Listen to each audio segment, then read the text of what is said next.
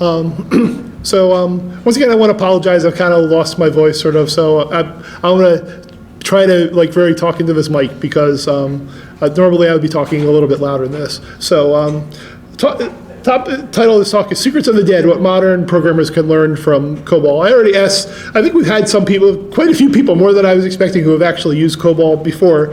So a little bit of history in case you're not familiar with it. COBOL stands for Common Business-Oriented Language. It was created way back in 1959, so it's about 55 years old-ish, maybe more than that. 57?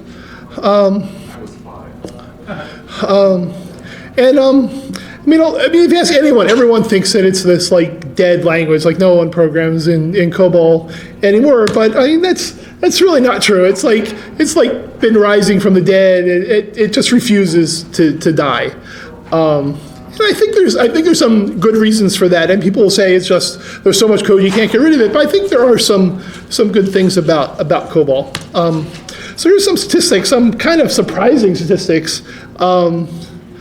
Especially that bottom one, that there's this estimate that there's 5 billion lines of new COBOL code written every year. And 90% of Fortune 500 companies and all these business transactions. And I think in general, what this is saying is that COBOL's, it's not doing a lot of the sexy front end stuff, but it's doing kind of the work a day, reporting and numerical behind the scenes, the business stuff, the handling the money and warehousing and moving shipping containers around and things like that.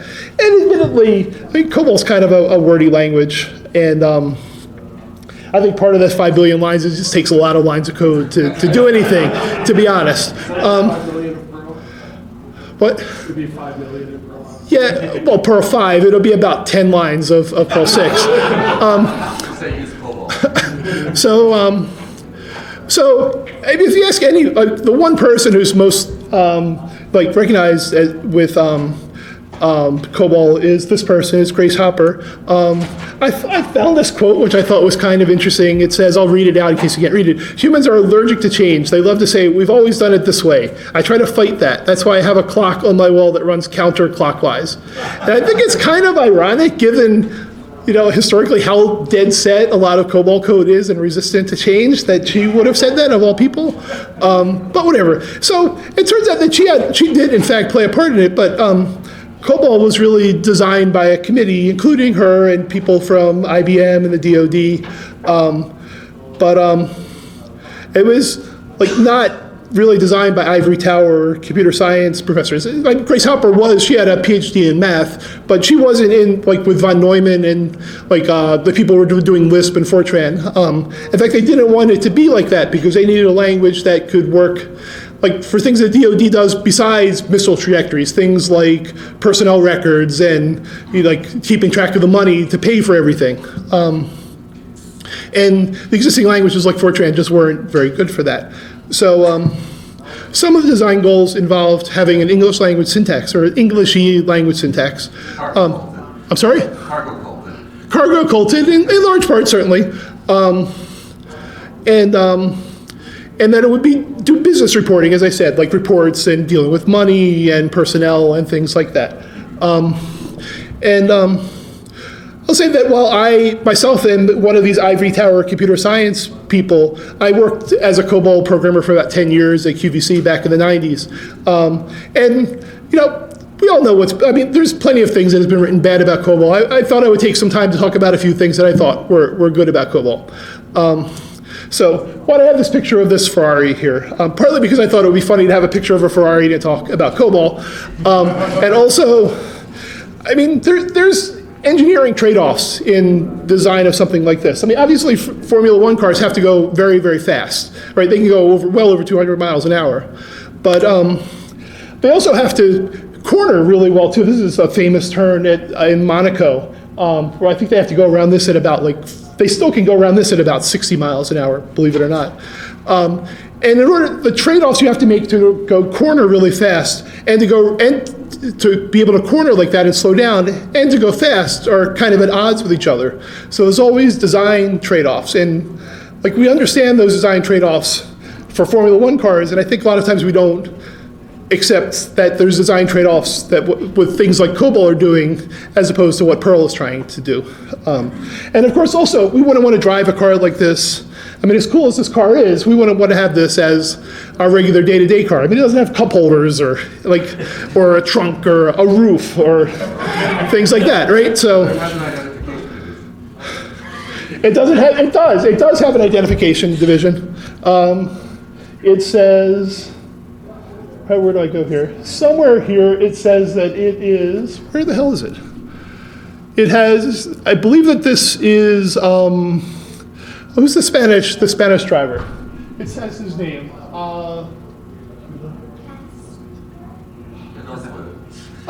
Well, it says Ferrari on it, so let's just say that. It has the driver's name, although I can't find it right now. Alonso. His name is on there somewhere. So let's look at some of this syntax. It's supposed to be English language. So this is Hello World in COBOL. It's a lot there. There's the identification division up there at the top. So COBOL programs are supposed to be this kind of hierarchical structure, much like a business or the military, right? So there's the program at the top, and then there's various divisions and sections and paragraphs, yada, yada, yada. There are 4 possible divisions. The identification division, which basically says, it's only really used to give the name of the program. The data division we'll get back to. The environment division, I've never had to use anything with that, at least for the version of COBOL I was using, so we'll ignore that. And then the procedure division is where the code goes.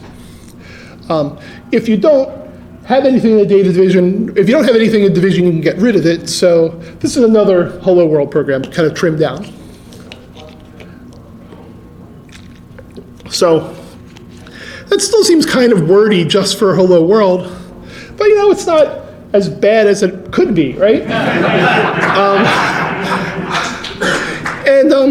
But I would argue that the wordiness of COBOL, I mean, there are some other languages that use that, and I would argue that COBOL is wordy in kind of the same way that, I don't have that. Okay, I'll get back to that point. So let's look at some other, let's look at a few, like how you do things in COBOL. So this is the equivalent of B equals A. So you say move A to B. If you want to add something, you say something like add A to B giving C. So that's going to say that's the equivalent of C equals A plus B. Very, very wordy. There is, in fact, a compute statement to avoid doing this, but these are still pretty common. If you don't have that giving, you can just say add A to B. That's like a plus equals. You can add 1 to A, that's plus plus, right? And subtract kind of works the same way, multiply. If you want to get the remainder, you say divide A by B, giving C remainder R. Just this gives you this is about 90% of what you'll see in the body of most COBOL programs. Yes? Are to, from, and by interchangeable, or do you actually have to use the correct conjugation? Or what is that? Are to, from, and by interchangeable, or do you have to use? You say add 1 from A. It's pretty strict. It has to be this format. Sorry. The question is, does it have to say that, or can you have other variations of English? And the answer is no. It has to be that. There's like optional. That's like it's like a clause. There's like the way the phrase has to be, and some of them are optional, some of them are required. It's just interesting. You have to know that things are multiplied by rather than multiplied to or something. Yes, and some of them are a little confusing. Actually, I put the more straightforward ones up here to just kind of avoid anything like that. So this is wordy. I'll admit it's wordy, and that's one reason why you end up with like 5 billion lines of COBOL every year. But I would argue that it's kind of wordy in the same way that SQL is wordy, right? And there's no mathematical way to do this, although there's no reason why there couldn't be. It's just that this is kind of what the standard is. And I think there seems to be a trend, at least in some languages, to try to have the sort of wordy, the sort of COBOL-ish wordiness as well, to kind of go back from the terseness of something like Perl. And I think the one example I'm most familiar with is Cocoa and Objective-C. This is how you trim the white space from the beginning and end of a string in COBOL, in Objective-C Cocoa. It's a lot of code. This is about a 5-line regular expression in Perl. And part of the reason that this is so complex is that the parameters are all named, or everything except the first parameter is named.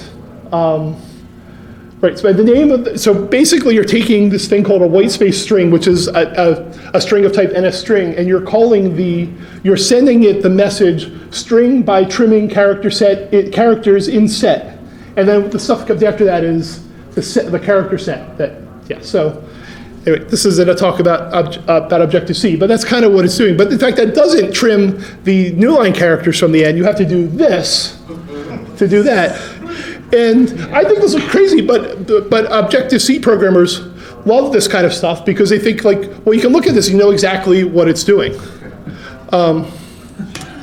Okay, just to kind of keep moving on. You get used to it though, right? You do get used to it. Yeah. Okay. Data division. Most of the variables, you end up going to a section of the data division called the working storage section. And this is where most of your variables are going to go. At least the system I used, we always put WS in front of them. You can put dashes inside variable names. That's okay, because you're not wasting them on something like subtraction, right? So you can do that there. And so these pick things are really the heart of the way the data gets declared. So the name is X means alphanumeric characters. So name is going to be 10 characters. The age is going to be 2 numbers. And answer is going to be 2 numbers, and it's being initialized to 42. So that's pretty straightforward looking at that. Once you kind of get used to the X's and 9s, what's going on. Because you work with these all day long. So this is a way to do dates. This is the way we did dates at QVC, where exactly. That's why I put this up here, and that's why it was a problem. So, right. So it's declaring month, day, year. Each of them are 2 characters, and you're right. This is exactly why the Y2K issue was such a big deal. But you can. Also, I wanted to point out, you can refer to things by any one of the, so the subfields get higher numbers than, you always start with a 0, 1, and you put higher numbers to get things, the subfields. And you can always refer to at any level, so you can refer to WS date or the DD interchangeably. Here's what a customer record might potentially look like. And here are some examples of what that might look like. And that all those those crazy characters are just indicating spaces between the fields. And on the one hand, right, so you always have that things aren't going to get compressed. Everything is exactly those sizes, like all throughout COBOL. That's very much the case. And things get truncated, like Gotham City is really Gotham Sit, because it would be 11 characters. They only have 10 characters to play with there. But if this is what you're storing in your database, in your files, and reading them back out, it's super easy to do that. And it's actually pretty hard in almost every other language to deal with records that look like this. But in COBOL, it's trivial because it's just kind of built to deal with that. So why are they doing this? Well, I mean, COBOL was created. This is what a 3 megabyte hard drive looked like. So storage was super expensive. You really wanted to micromanage the storage. And then, I mean, reports looked like this too. So reports were all a fixed font, and you only had so many characters where everything had to go. So it was really important that the data fit inside the fields that you had declared for it, because the reports would also be based on that. And your screens would also be based on that as well. The screens, you didn't have proportionally spaced fonts on your 3270 terminal. Okay.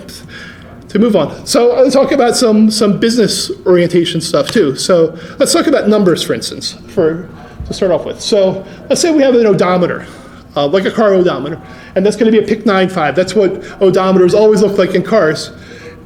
Just like if you have a number, like if you have an integer number, once you hit whatever the maximum, like 65536 or 3270, 32765, 66, it wraps around to minus whatever, and keeps going.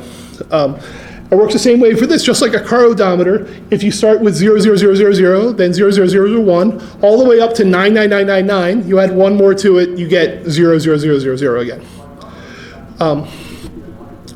So that's how that works. It also works like this for floating point numbers too. So we all know that floating point sucks. I have an example here which I'm going to skip. You can look through this in my slides later on. This is how you divide 1 by 10 in binary, and it becomes a repeating number. Trust me on that. So suppose we wanted to have, the old-time odometers didn't just have 6 digits. They had 5 digits. They had 5 digits and then the tenths of miles as well. So we could do it like this. That V means a virtual decimal point. It's not going to be stored internally. Internally, it's still going to be 6. It's going to be 6 numbers then internally. But the compiler knows that that final one is a decimal point. When you go to print it out, there's going to be a decimal point there. That means that you can keep adding 0.1 to it over and over again. You're never going to have any kind of round-off errors because it's doing the math, the arithmetic in decimal instead of in binary. This is super useful because you can do things like this. You can have a price with cents and tax with tenths, and then you add the two of them up, and you never can have any kind of round-off error because it's always dealing with it in exactly those things. It's super easy to understand as well because like lots of like intro program, I mean, it's things that people always struggle with is like, what the hell is going on with these crazy floating point, IEEE floating point numbers? So they don't have to worry about that. Do I want to skip over? I'm going to skip over the BCD. You can have them be, you can score 2 digits inside 1 byte by just saying comp3. That's all I was saying there. So I think to kind of sum up, I think that if Perl's motto is Tim Toady, that there's more than one way to do it, I would say that COBOL's motto might be WYSIWYG, because like there's not a lot of surprises in COBOL. Like you pretty much look at anything, and it might be super verbose, but there's not a lot of, and it certainly lends itself to spaghetti code, but it's always, you can always look at it and kind of figure out very easily. There's not going to be surprises about floating points or other kinds of things like that. I think that COBOL is kind of like the flux of programming languages, because no matter how complicated it is, the rules are always sort of laid out there for you. And so at this point, the rules are you draw 4 and you play 1 and you're reversing the order, right? So even though the rules might change a lot, you always know what the rules are at any point. There's not a lot of surprises in it. So I think I have about a minute and a half left. So I know this went super fast. Do you have any more questions? You sold me. How can I get a job?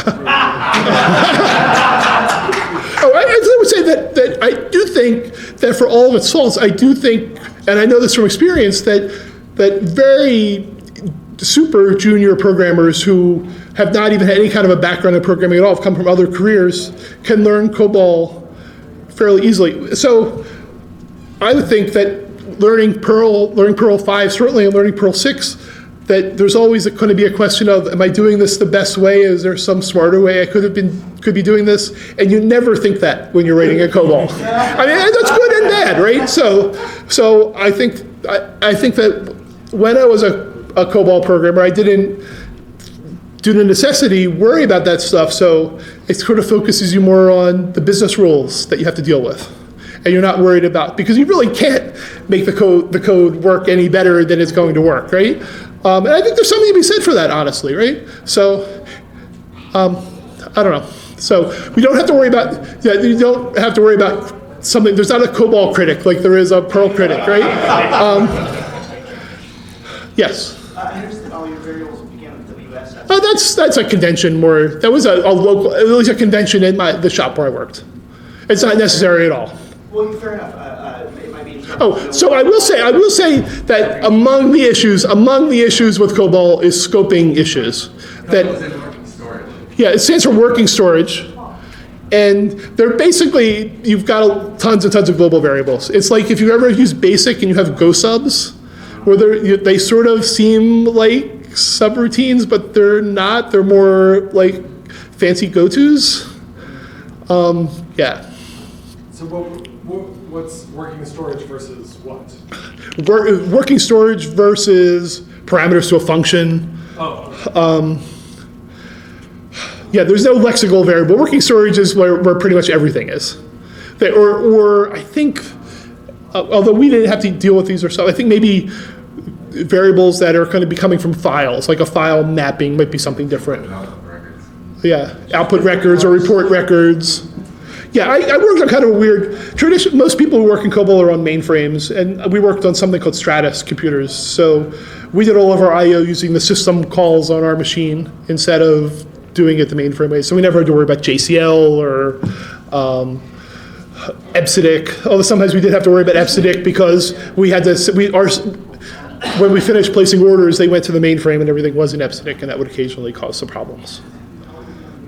You didn't talk about binary coded decimal. Yeah, because I was running out of time. All right, fair enough. That was a bane of my existence. Really, they never. I always thought that was a clever idea when I learned about them. I mean, we have a couple of minutes, so I think we have to. If whoever is the next person coming in should certainly come in, but I'll keep chatting here until they kick me out.